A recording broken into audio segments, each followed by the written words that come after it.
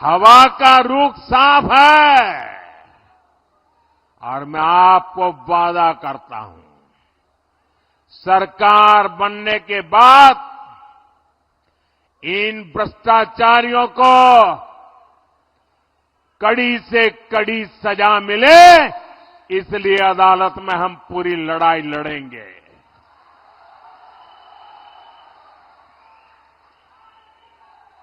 आपके हक का पैसा आप पर ही खर्चा होगा, आपके लिए खर्चा होगा, आपके बच्चों के भविष्य के लिए खर्चा होगा। साथियों, केंद्र सरकार का बहुत सारा पैसा ऐसा होता है जो बिना सरकार के दखल के राज्यों में खर्च होता है। पहले तो उसमें से भी एक कटकी बटकी चलती थी और मैंने देखा कि चारों तरफ लूट करने वाले बैठे हैं, तो मैंने क्या किया, टेक्नोलॉजी का उपयोग किया।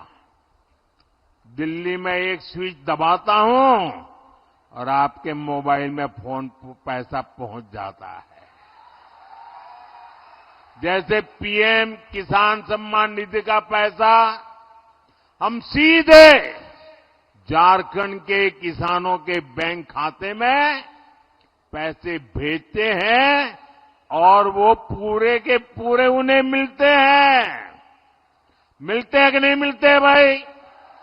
मिलते हैं कि नहीं मिलते हैं? कोई कमीशन जाता है, कोई भ्रष्टाचार करना पड़ता है, कोई कटकी कमाता है। ऐसे ही हाईवे, रेलवे, एयरपोर्ट के कितने ही काम होते हैं जिस पर केंद्र सरकार सीधे खर्च करती है। किसी को बीच में से कट करने का मौका ही नहीं देते। झारखंड में भी हमारी सरकार ने लाखों करोड़ रुपए खर्च किए हैं। आज झारखंड में 50 से ज्यादा रेलवे स्टेशनों को आधुनिक बनाया जा रहा है, उनमें सुविधाएं बढ़ाई जा रही है। आप देखिएगा कुछ समय में बोकारो का रेलवे स्टेशन भी कितना आधुनिक हो जाएगा। यहां बोकारो में एयरपोर्ट भी बन चुका है। झारखंड में भाजपा एनडीए सरकार बनने के बाद जल्द से जल्द हवाई सेवा भी शुरू हो जाएगी। और मेरा तो सपना है, जो हवाई चप्पल पहनता है ना, वो हवाई जहाज में जाएगा।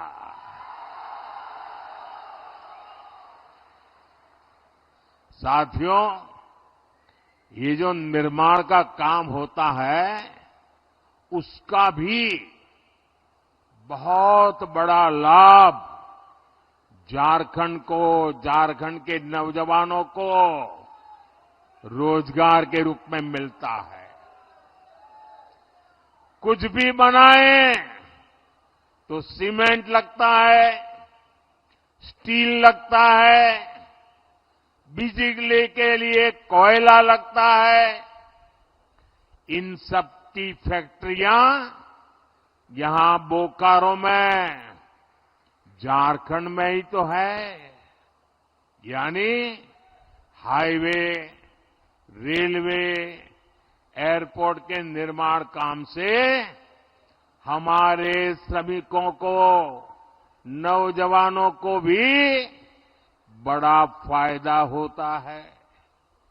साथियों, भाजपा एनडीए सरकार नए उद्योगों को बढ़ावा दे रही है। हम झारखंड में बंद पड़े पुराने कारखाने भी खुलवा रहे हैं। सिंदरी का खाद कारखाना भी तो पहले की सरकारों की कुनीति की वजह से बंद हो गया था। हमने सिंदरी खाद कारखाने को शुरू करवाया। इससे झारखंड के हजारों युवाओं को रोजगार मिला है। जब झारखंड में भाजपा सरकार बनेगी तो वो सरकार में भी ज्यादा से ज्यादा युवाओं को पक्की नौकरी देगी।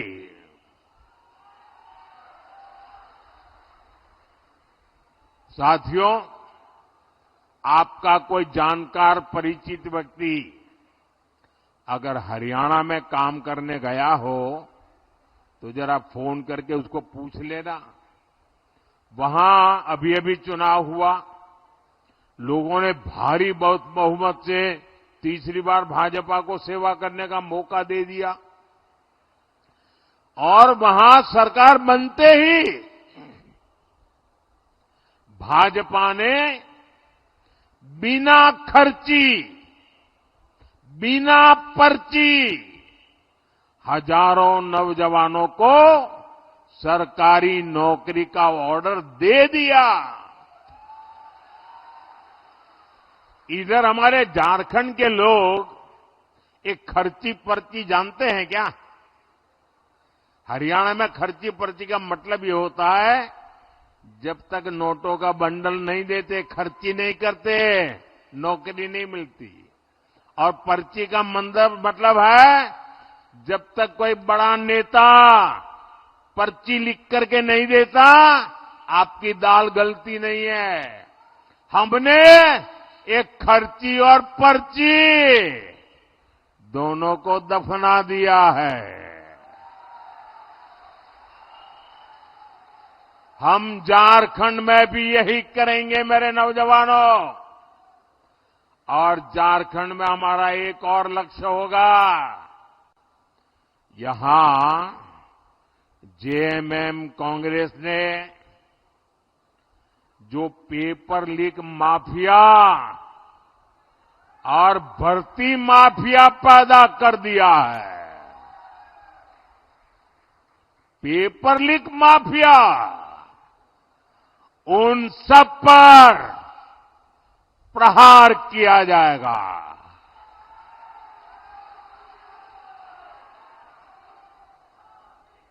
सबके सबको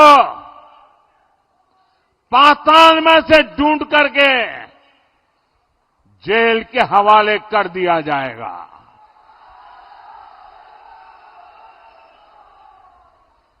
जिन्होंने झारखंड के नौजवानों के भविष्य के साथ खिलवाड़ किया है, जिन्होंने झारखंड के भविष्य के हमारे होनहार युवाओं का भविष्य मिट्टी में मिला दिया है, उनके सारे मंसूबे ये मोदी चकनाचूर करके रहेगा।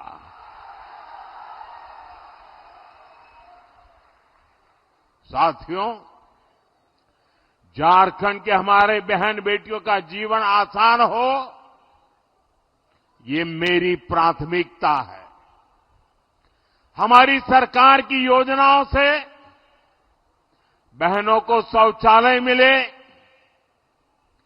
बैंक में खाते खुले, गर्भावस्था के दौरान सीधा उसके खाते में पैसा पहुंचा। अब झारखंड भाजपा ने आपको, मेरी माताएं बहनें, बड़ी नम्रता के साथ मैं आज आपकी सेवा में आया हूं और भाजपा ने आपको गोगो दीदी योजना का वायदा किया है। झारखंड की मेरी माताएं बहनें, ये मोदी की गारंटी है, सरकार बनने के बाद गोगो दीदी योजना लागू हो जाएगी। इस योजना से भी हमारी माताओं बहनों से बैंक खातों में सीधे पैसे जाएंगे। कोई बीच में बिचौलिया नहीं, कोई कटकी कंपनी नहीं, और वो माताओं बहनों के खाते में ही जाएंगे, ताकि घर को चलाने के लिए माताओं बहनों को काम आए। साथियों, अब हम झारखंड की बहनों को पहले गैस दिया, उज्ज्वला गैस का मुफ्त कनेक्शन दिया, और कुछ लोगों को लगता है अरे मोदी जी बहुत हो गया, तीसरी बार आ गए हो, आपने तो गैस का चूल्हा घर घर पहुंचा दिया, उज्ज्वला गैस दे दिया, अरे अब तो आराम करो।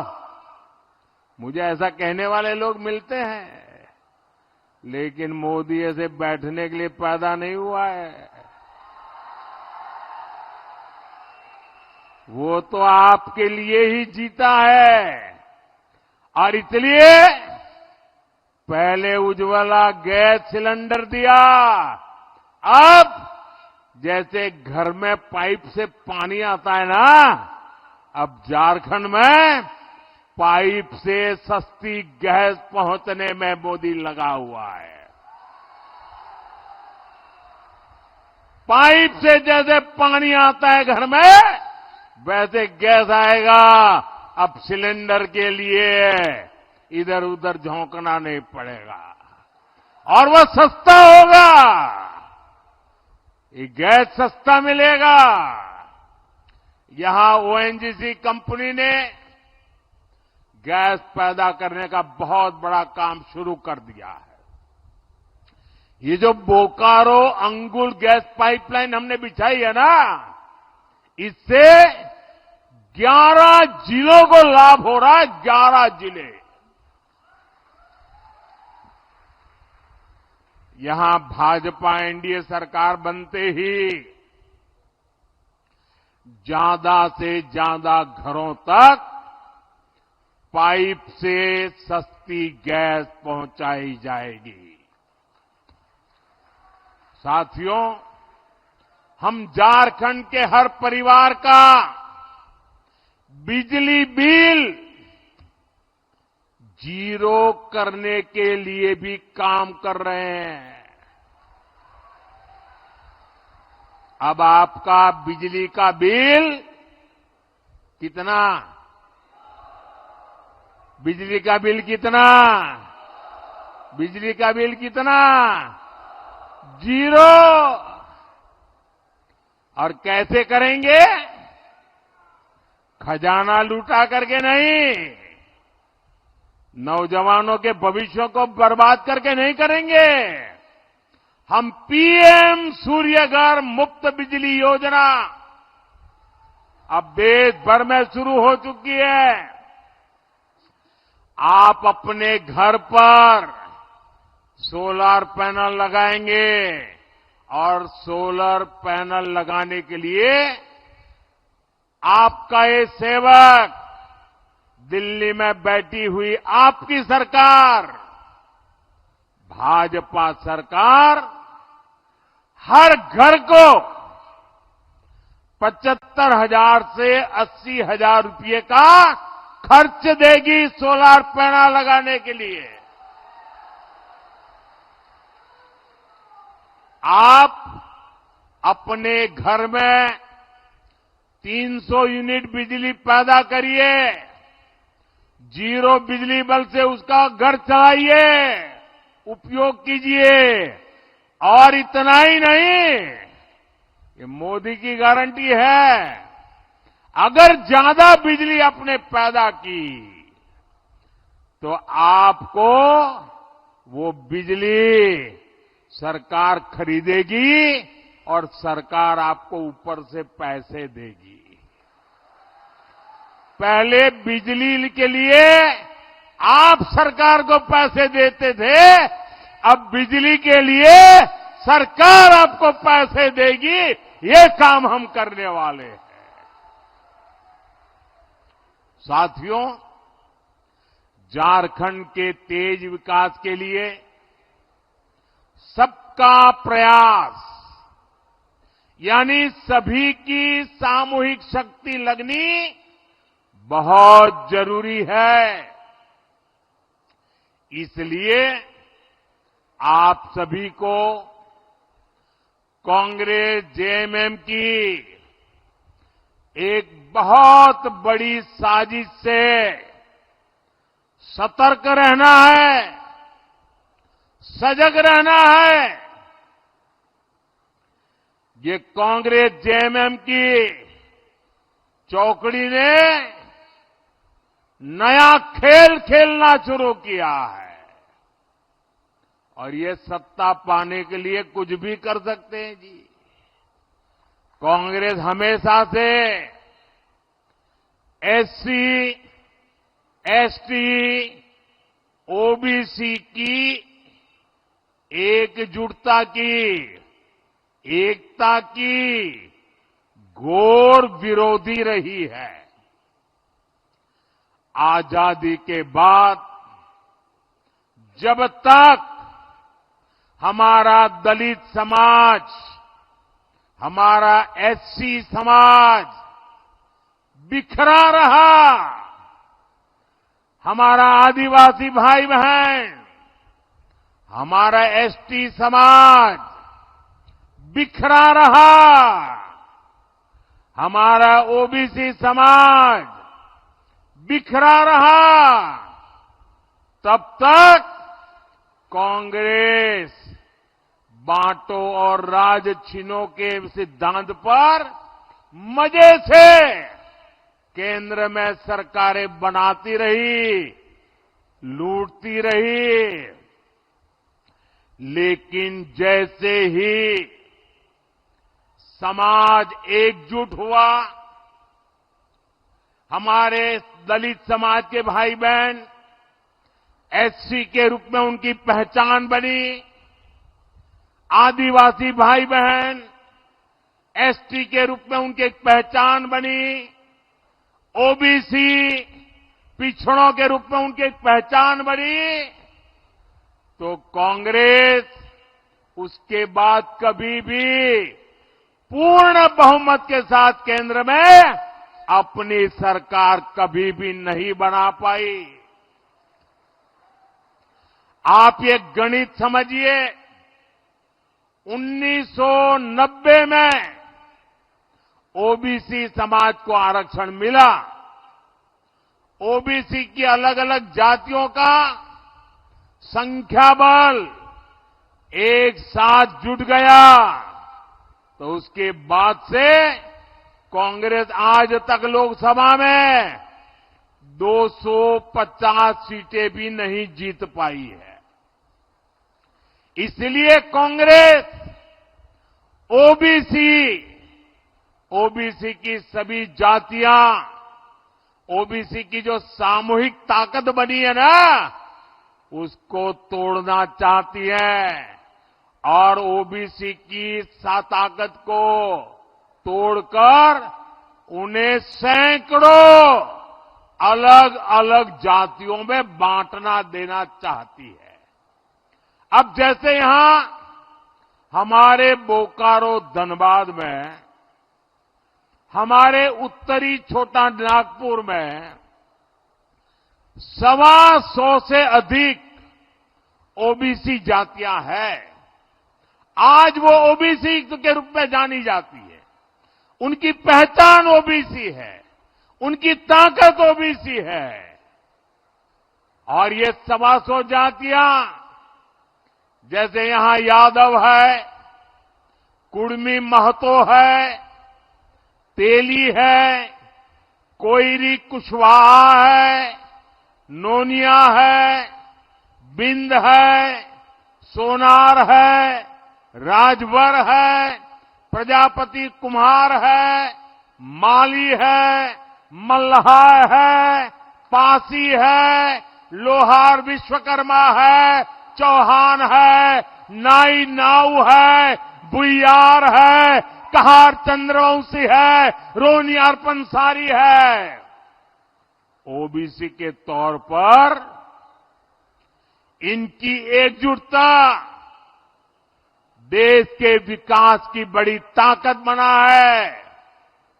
लेकिन कांग्रेस, जेएमएम वाले यहां यादव को कुर्मी से, तेली को कोयरी कुशवाहा से, नोनिया को बिंद से, सोनार को लोहार से, राजभर को प्रजापति कुम्हार से, माली को मल्हा से, पासी को चौहान से, नाई नाव को भुयार से और भुयार को कहार चंद्रवंशी से ये आपस में लड़ाना चाहती है। ये चाहते हैं कि ओबीसी की छोटी छोटी जातियां खुद को ओबीसी मानना छोड़ दे और अपनी अपनी जातियों में ही उलझे रहे। मैं जरा आपसे पूछना चाहता हूं, क्या आप चाहते हैं कि यहां का ओबीसी समाज भी 125 टुकड़ों में टूट जाए? आपको मंजूर है? पूरी ताकत से बताइए, मंजूर है?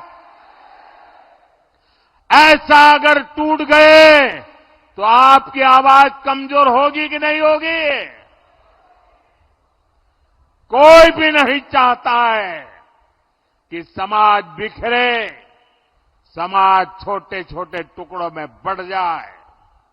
और इसलिए हमें ये हमेशा याद रखना है, एक रहेंगे तो सेफ रहेंगे, एक रहेंगे तो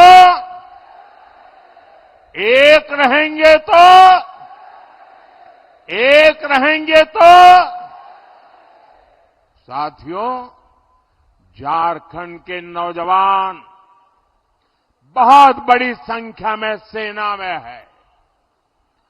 जम्मू कश्मीर में आतंक के दौर में हमने अनेक जवानों को खोया है।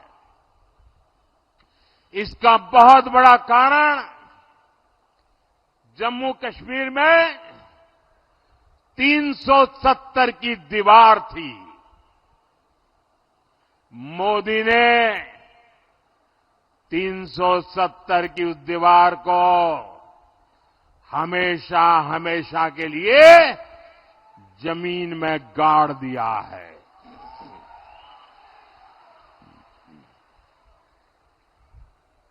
लेकिन कांग्रेस और उनके साथियों को ये पसंद नहीं आया है।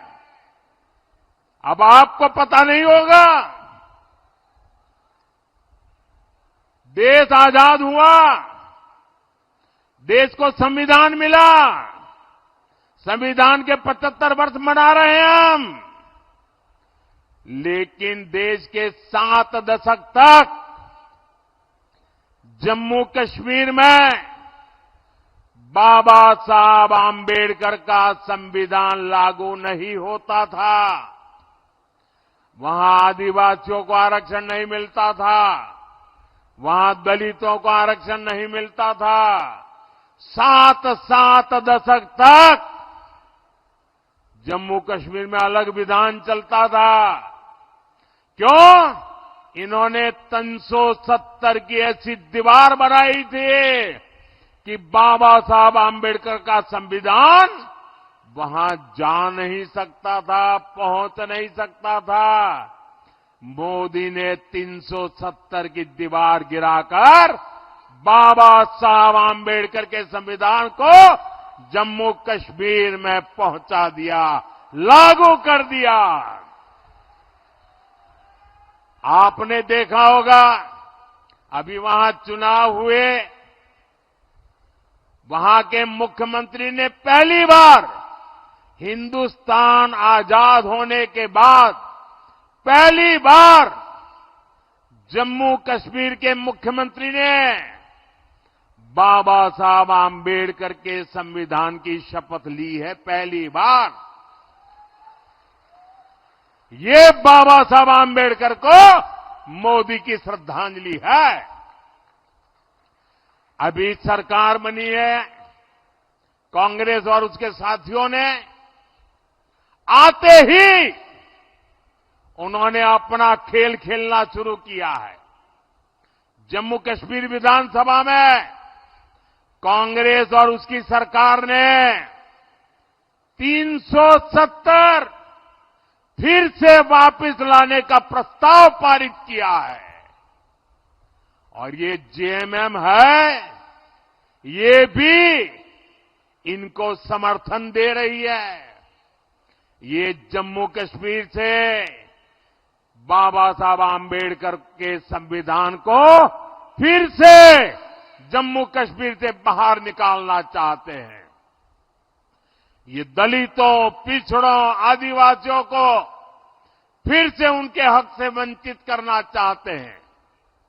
ये हमारे सैनिकों को फिर से आतंक की आग में झोंकना चाहते हैं। मैं जरा मेरे झारखंड के नौजवानों से पूछना चाहता हूं, मैं आपसे पूछना चाहता हूं, क्या मेरे झारखंड के भाई बहन कांग्रेस का ये पाप आपको मंजूर है? साथियों, आपके सहयोग से भाजपा यहां झारखंड में हो रही घुसपैठ पर भी लगाम लगाएगी। आपकी बेटियां सुरक्षित हो, आपकी जमीन सुरक्षित हो, इसके लिए यहां भाजपा एनडीए की सरकार बहुत जरूरी है। साथियों, हमें ऐसा झारखंड बनाना है जो देश के टॉप के समृद्ध राज्यों में गिना जाए। हमें मिलकर झारखंड के हर परिवार तक समृद्धि पहुंचानी है। और इसलिए मैं आपके आशीर्वाद मांगने आया हूं, मैं आपकी मदद मांगने आया हूं। इसलिए आपको भाजपा, आजसू, जेडीयू और एलजेपी के उम्मीदवारों को भारी मत से विजयी बनाना है। और आपको, मेरे लिए तो आप ही मोदी है, और आपको मोदी के नाते ही घर घर मेरा ये संदेश पहुंचाना है। आप घर घर जाएंगे, पक्का जाएंगे, रोटी, माटी और बेटी की पुकार पहुंचाएंगे। साथियों, आप इतनी बड़ी संख्या में आए, हमें आशीर्वाद देने पहुंचे, मैं आपका हृदय से बहुत बहुत आभार व्यक्त करता हूं। मेरे साथ बोलिए, भारत माता की, भारत माता की, भारत माता की। बहुत बहुत धन्यवाद।